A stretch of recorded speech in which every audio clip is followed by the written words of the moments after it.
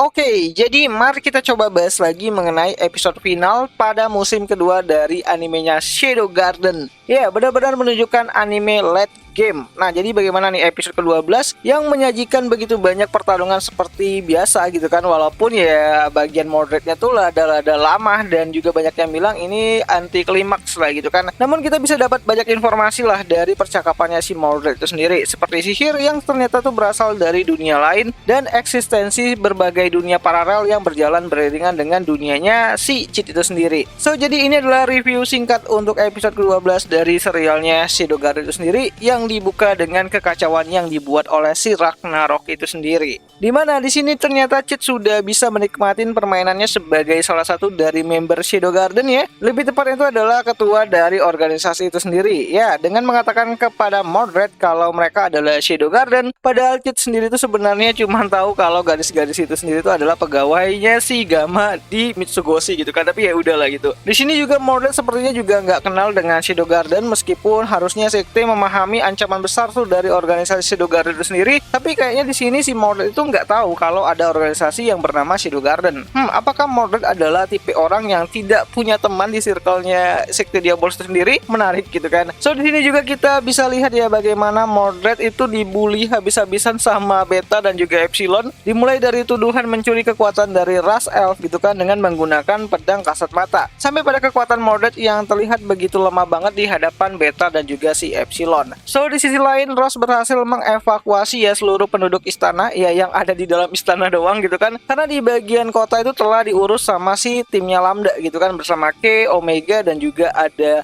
number 664 dan juga 665 barengan dengan Victoria juga. Dimana di sini sepertinya Victoria masih saja menyimpan dendam terhadap Ross Oriana itu sendiri. Dimana di sini Ross juga ikut dibantu sama si Margaret ya, yang sebelumnya itu membenci Ross itu sendiri. Tapi ya di sini mereka bakalan berbaikan lah gitu. So singkat cerita, pertarungan singkat antara Cid dan juga Ragnarok pun akhirnya terjadi ya. Ya meskipun efek dari serangannya Ragnarok itu cukup besar banget gitu kan, tapi tetap aja Cid berhasil mengalahkannya dengan jurus andalan John Smith, yaitu benang mana, yang menangkap Ragnarok dan membaginya itu menjadi beberapa potong bagian. So di sisi lain Epsilon dan Beta telah berhasil mengalahkan Mordred gitu kan. Asli di sini Mordred itu udah kayak nggak ada harga dirinya lagi sama sekali. Padahal dia itu adalah pemangku kursi ke-9 dari sekte Diabolos itu sendiri. Tapi kekuatannya itu nggak lebih besar dari salah satu Sades gitu. Nah kembali lagi ke Mordred, dimana dia yang yakin akan kemenangannya karena memiliki Ragnarok mulai menceritakan mengenai apa yang ia ketahui kepada Beta dan Epsilon terhadap penelitian sekte Diabolos ya, tentang makhluk purba dan sihir. Dimana dari pengamatannya si sekte, di luar dari dunia mereka saat ini tuh ada dunia lain yang hidup dan eksis, dimana hipotesis mereka tuh bahwa sihir juga berasal dari dunia luar, bukan dari dunia yang mereka tempati sekarang. Ya, dari dunia yang tidak diketahui. Oh ya, saat Mordred menggambarkan begitu banyak dunia yang eksis gitu kan, Mordred juga menyinggung mengenai satu tempat yang ternyata menjadi poros dari semua dunia tersebut, yaitu tempat yang Mordred sebut sebagai Tuhan, atau di dalam kisahnya Shadow Garden sendiri tuh harusnya bisa disebut sebagai tempat para dewa gitu kan. So Mordred juga mengatakan kalau mereka juga telah mengembangkan sumber kekuatan iblis Diabolos, yang mana itu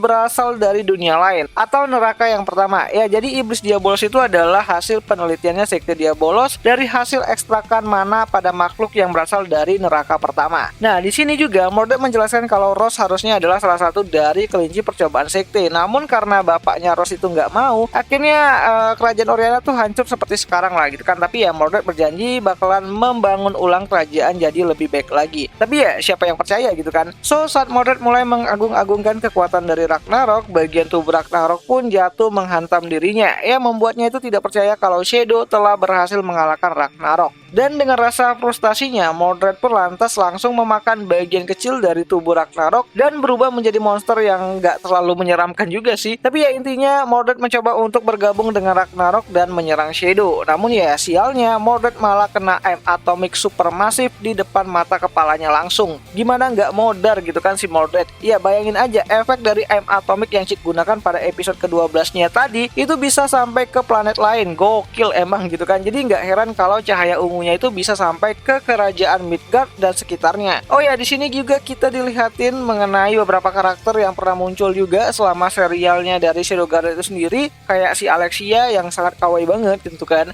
Alpha dan Yukime, terus ada Gamma, Delta yang berada di Alexandria, Mari yang ditolong Cheat sebelumnya, dan juga Mari vampir beserta dengan si Elizabeth. Claire juga ada di sini dan juga masih banyak yang lainnya. So, setelah semuanya selesai, kerajaan Oriana pun selamat ya, dan Cheat malah dikejutkan dengan munculnya tombol lockout dari Isekai, ya, yang membuat Cheat itu kembali lagi ke bumi tempat asalnya. Namun dengan keadaan yang sudah hancur akibat serangan dari binatang buas. Tapi ya, kalau di animenya sendiri dibuat seperti ala-ala cyberpunk gitu kan. Bahkan adegan Akane diculik pada episode 1 pada versi animenya juga terulang lagi di sini. Tapi ya tentu aja Bang Shadow siap datang untuk menolong lagi. So, kalau dilihat dari apa yang Akane gunakan, sepertinya konsep teknologi yang super canggih benar-benar diterapkan di anime ini. Ya, alih-alih membawa pedang gitu kan, Akane malah bawa lightsaber. Gokil emang. Nah, bagi kalian yang nanyain kenapa beta nggak ikut juga sama si Shadow ke bumi gitu kan, jadi jawabannya itu adalah ikut juga kok gitu kan.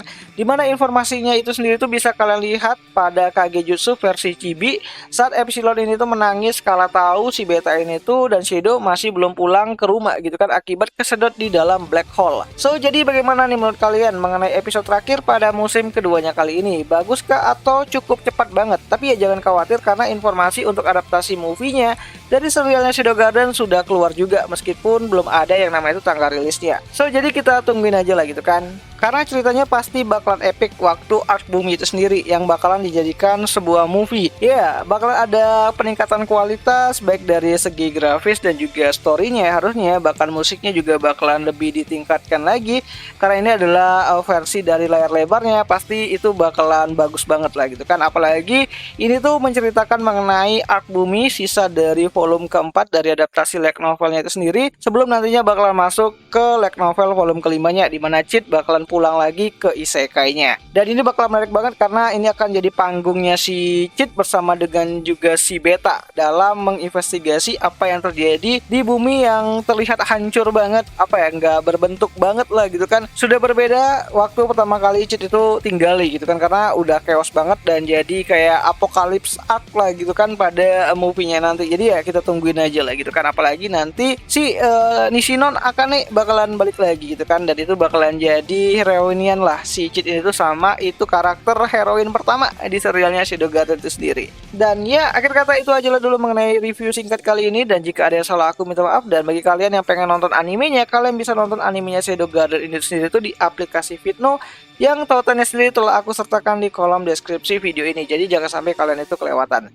So, akhir kata sampai jumpa di pembahasan anime lainnya. Jani jadi nggak sabar nih lihat movie-nya nanti ya. Semoga aja sih 2024 akhir 2025 ya, semoga aja nggak lama sih.